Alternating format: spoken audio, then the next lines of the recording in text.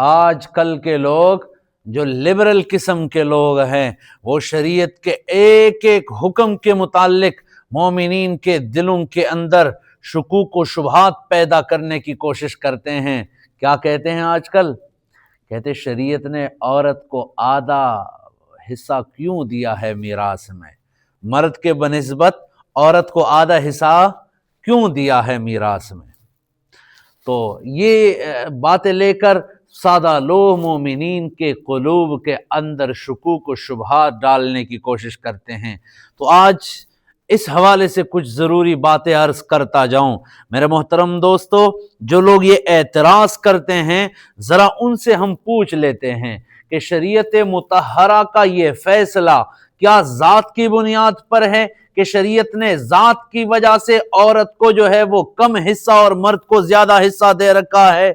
نہ، اگر آپ شریعت کا مطالعہ کریں اور گہری نظر سے شریعت کے اس حکم کو پرکھیں تو آپ کو اندازہ ہو جائے گا کہ شریعت نے یہ فیصلہ ذات کی بنیاد پر نہیں کی۔ پھر کس بنیاد پہ ہوا ہے یہ فیصلہ؟ یاد رکھنا، شریعت کا یہ فیصلہ یہ معاشی ذمہ داریوں کی بنیاد پر ہے۔ وہ کیسے؟ انسان کے گھر کے اندر جب بچی پیدا ہو جاتی ہے بیٹی کی صورت میں، اس بیٹی کے تمام تر اخراجات کے ذمہ دار کو شریعت نے مرد کو بنایا ہے۔ تمام تر اخراجات مرد کے ذمے۔ ہاں، عورت کی تعلیم کے اخراجات کس کے ذمے؟ مرد کے ذمے۔ عورت کا خرچہ کس کے ذمے؟ مرد کے ذمے۔ عورت لڑکی بیمار ہو گئی، خرچہ کس کے ذمے؟ مرد کے ذمے۔ یہ لڑکی بڑی ہوئی، اس کا نکاح ہوا، یہ خاوند کے گھر گئی، اب شریعت نے خاوند کو حکم دیا تو نے اس گھر کے اندر اپنی بیوی کو ملکہ کی طرح رکھنا ہوگا، ایک شہزادی کی طرح رکھنا ہوگا۔ آپ نے باہر جا کر محنت کرنی ہوگی، آپ نے دھوپ اور سکھ برداشت کرنا ہوگا، سردی اور گرمی آپ نے برداشت کرنی ہوگی، جو کچھ کما کر لاؤ گے آپ اس عورت جو بیوی کی صورت میں آپ کے گھر میں موجود ہے، اس کے تمام تر اخراجات کے ذمہ دار کون؟ مرد۔ کون؟ مرد، یعنی خاوند کی صورت میں آپ ہیں۔ اب جب یہ عورت اس کے اولاد پیدا ہو جاتی ہے، اولاد پیدا ہونے کے بعد شریعت مطہرہ اس کے اولاد بیٹوں کو کہتی ہے اب ماں کے تمام تر اخراجات کی ذمہ داری تمہارے اوپر۔ کیوں؟ کیونکہ ماں جو ہے اس کے قدموں کے تلے اللہ نے جنت رکھا ہے۔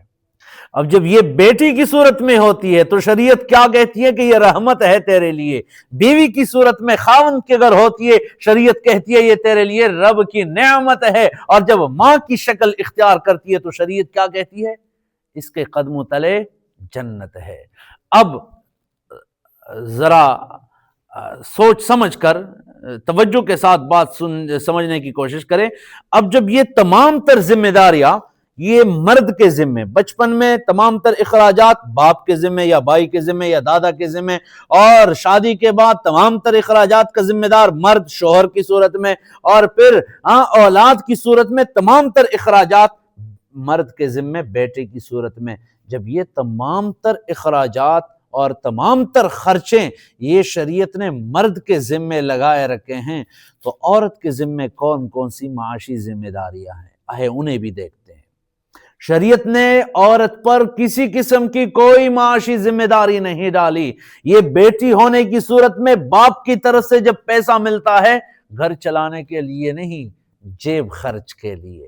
اور پھر یہ عورت جب نکاح کرتی ہے تو خاوند کی طرف سے حق مہر ملتا ہے گھر کے خرچے کے لیے، نہ، یہ بھی بیوی کی جیب خرچ کے لیے۔ اور پھر یہ عورت خاوند کے گھر مہینے میں کبھی کبھار خاوند کی طرف سے انہیں کچھ پیسہ ملتا ہے تو کیا وہ بھی گھر کے لیے راشن لانے کے لیے؟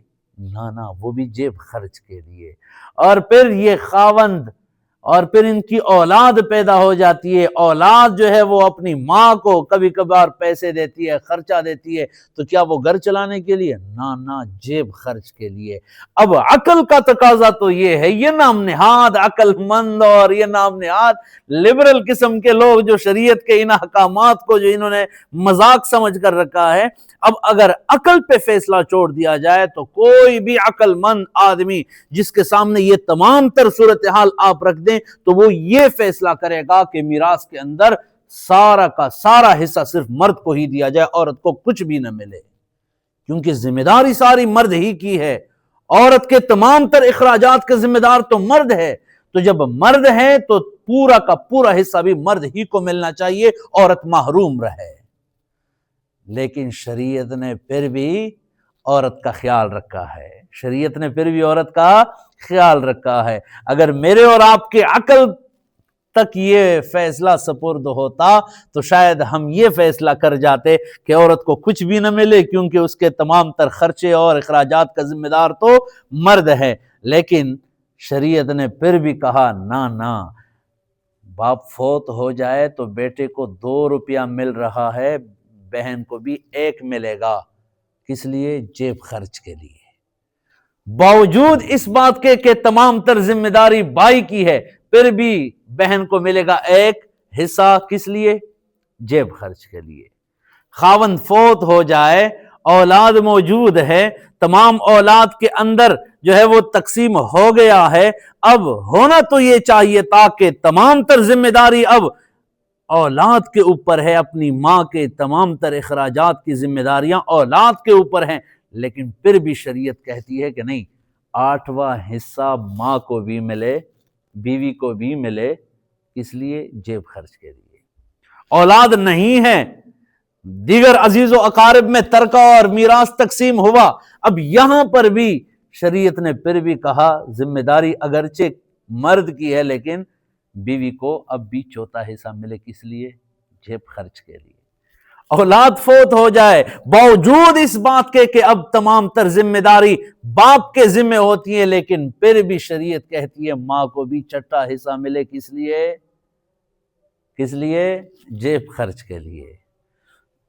تو یہ تو شریعت کا احسان ہے جو عورت پر شریعت نے کیا ہے، یہ تو اللہ تعالیٰ کا احسان ہے جو اللہ تعالیٰ نے اس صنف نازک کا اتنا خیال رکھا ہے کہ باوجود تمام تر ذمہ داریوں کے کہ وہ مرد کے ذمہ ڈالی ہے، لیکن پھر بھی شریعت نے عورت کے جیب خرچ کا خیال رکھا ہے۔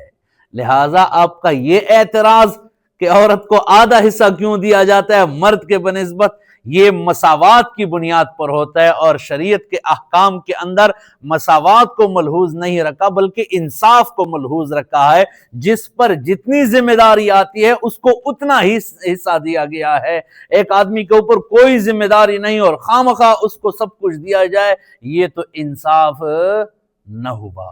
تو شریعت کے احکامات وہ انصاف پر مبنی ہوتی ہے، مساوات پر مبنی